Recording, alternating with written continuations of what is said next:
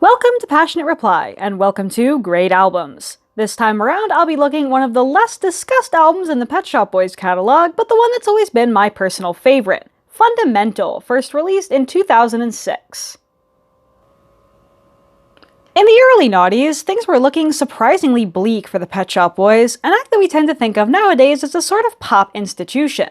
In 2002, they released their first major LP of the 21st century, entitled Release, and it was, and still is, considered by many to be among their worst efforts. With a strong emphasis on guitar-based ballads, it comes across as a deeply uncharacteristic album from them, and a sort of failed experiment with where their sound could go. Feeling like I'm stuck in a hole, body and soul, while you're out of control. Now I know why you had to go. Well, I think we both know that it had to be so. I've been trying not to cry when I'm in the public eye. Stuck here with the shame and taking my share of the blame while making sudden plans that don't include you. I get along without you very well. I get along very well. I get along without you very well. I get along very well.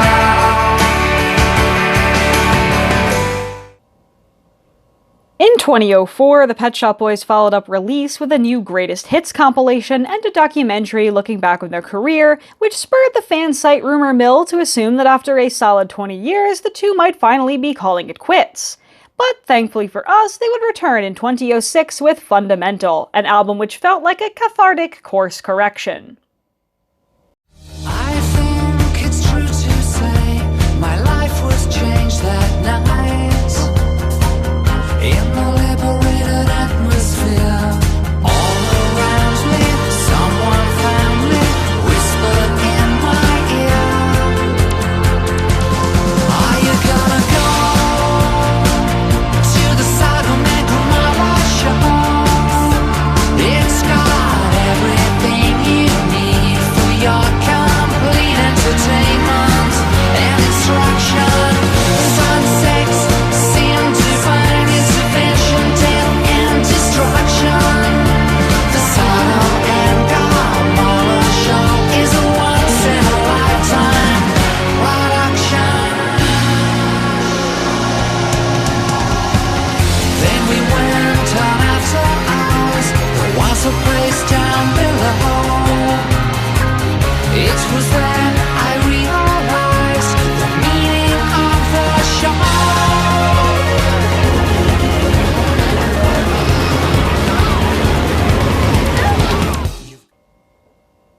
Confident and commanding, the Sodom and Gomorrah show is evidently considered for release as a single, but concerns over its provocative title evidently kept it as an album track. This track is a bit like an inversion of the classic Pet Shop Boys hit It's a Sin. Its narrator experiences an awakening of queer consciousness, but here the occasion is joyful and perhaps even ecstatic, with little trace of guilt or self-doubt. The Sodom and Gomorrah show is probably the most cheerful and uplifting track to be had on Fundamental, which is chiefly in a more downbeat mood, and yet at the same time it's not all sunshine and roses. After all, it deliberately invokes the myth of Sodom and Gomorrah, casting a shadow over this gleeful spectacle that suggests the possibility of external condemnation. Musically, it's worth noting the contributions of producer Trevor Horn, who brings his signature orchestral bombast to this album, much as he did for artists like ABC in the 20th century, not to mention the earlier Pet Shop Boys hit Left to My Own Devices.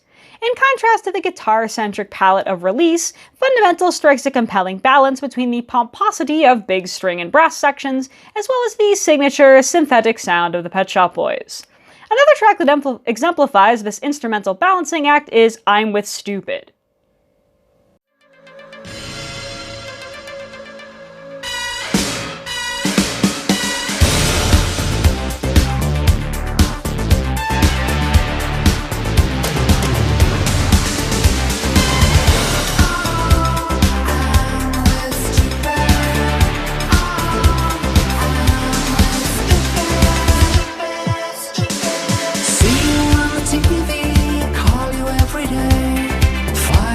the ocean just to let you get your way. No one understands me, where I'm coming from.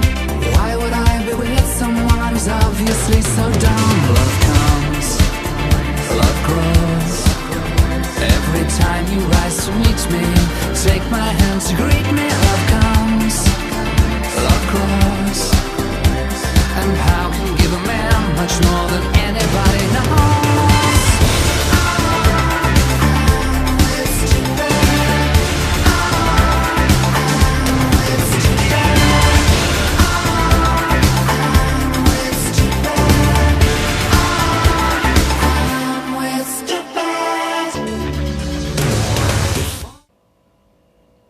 I'm With Stupid was an actual single, the third to be released from the album, and seems to be at least as solid of a choice. If I were to compare this one to a hit from earlier in the Pet Shop Boys' career, I'd pick How Can You Expect to Be Taken Seriously from their 1990 album Behavior, which is a similar, disconcerting dissonance between a winsome, catchy pop hook and a sardonic mood with cynical and bitter lyricism. The real irony of this comparison, though, is that the whole point of Seriously is how pathetic it appears when pop stars attempt to make grand political statements, and I'm With Stupid actually is a grand political statement, though it may not seem that way on the surface. While its narrative can be interpreted as a standalone love story, the group's frontman and lyricist Neil Tennant has made it clear that it's intended as an allegory for the relationship between UK Prime Minister Tony Blair and US President George W. Bush, with the former bending to the latter's political whims and hence proclaiming, "I'm with stupid." The Bush and Blair angle of the song is certainly interesting to think about, but I'm not sure I think it's really the best part of the song. Put simply, I don't think I would enjoy it as much if it didn't also read so well on the surface as its own sort of dark love story. And make no mistake, I'm With Stupid certainly is a love story. It's actually one of the few overtly queer romances the Pet Shop Boys have ever written, with its narrator questioning if their partner is Mr. Right. Most of their lyrics have historically hidden behind an ambiguously gendered you, a gambit that has allowed them to appeal to mainstream audiences in ways few queer artists could dream of. But for whatever reason, I'm With Stupid is an exception to that pattern. Perhaps simply because there's not a convenient way to phrase this line in a gender-neutral manner. Putting it all into context, I actually think there may be a sort of unintended consequence to all of this, and that I'm With Stupid could be interpreted as using queerness itself as an insult, as though the suggestion of same-gender romance is included as an angle of mockery. Dismissing George Bush as stupid was certainly a common low blow of naughty's political discourse, and put next to that an extra scoop of playground mockery based on the ancient custom of calling anything you don't like gay wouldn't be surprising to hear. Though, again, this is obviously entirely unintentional. Overall, Fundamental is by far the most political work the Pet Shop Boys have made to this day. Take, for instance, Integral.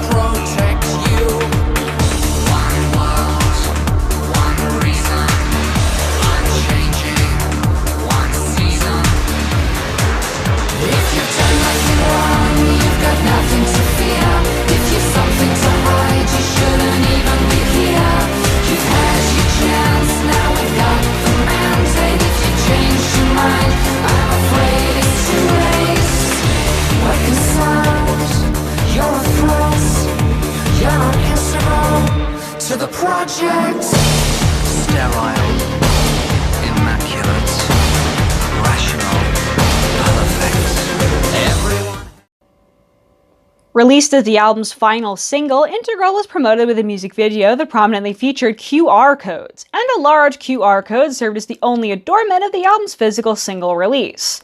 While they're pretty common nowadays, this was actually the first time in my life I can remember ever seeing one, and it certainly had a whiff of the futuristic at the time, even before we knew that this particular prediction would come true. Likewise, the track itself remains a highlight, closing out the album with perhaps its most intense musical moment.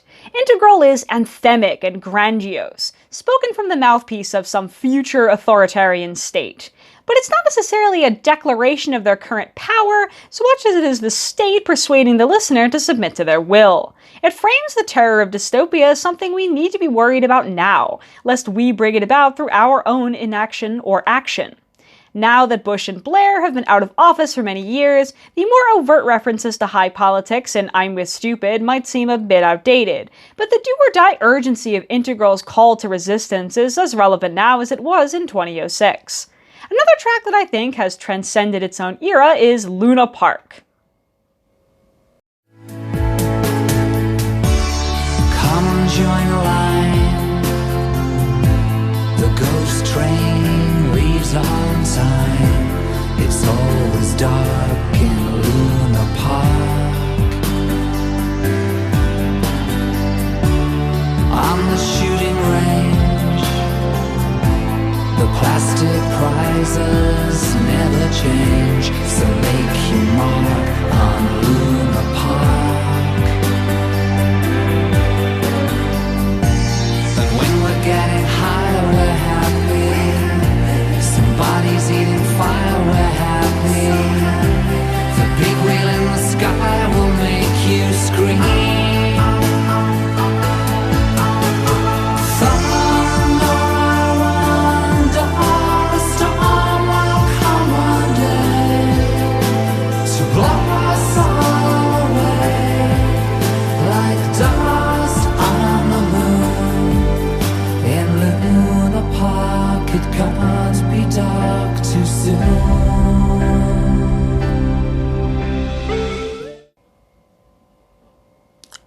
Focused on some of the flashier numbers so far, Fundamental shines just as well when it comes to these slower paced tracks as well.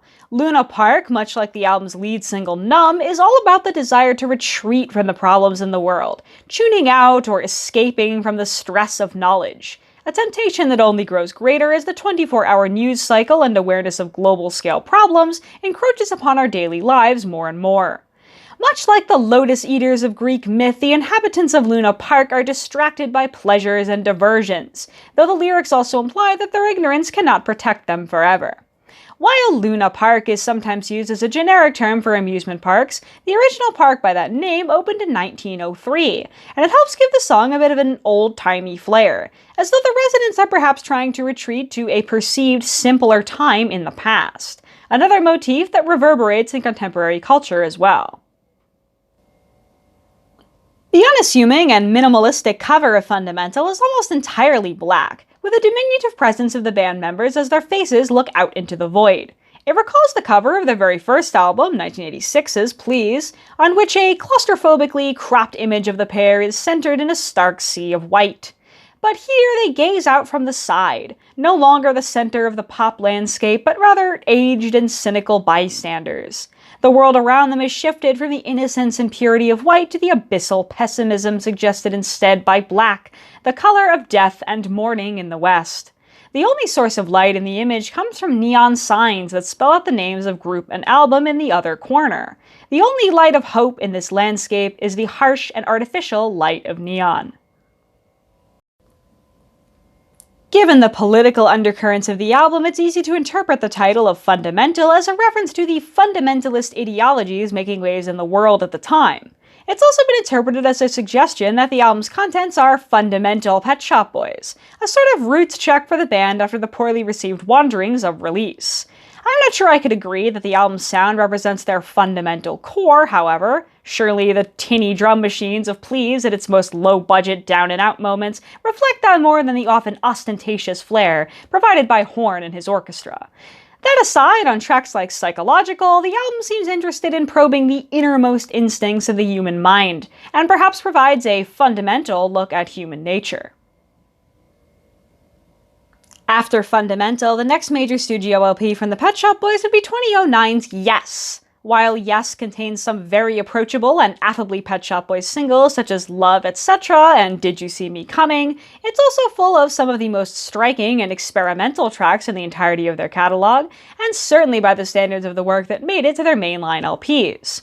While Fundamental feels more consistent in its blending of the hooky and the esoteric, Yes seems to sift this mixture into two parallel streams, accomplishing both well but rarely attempting both at once.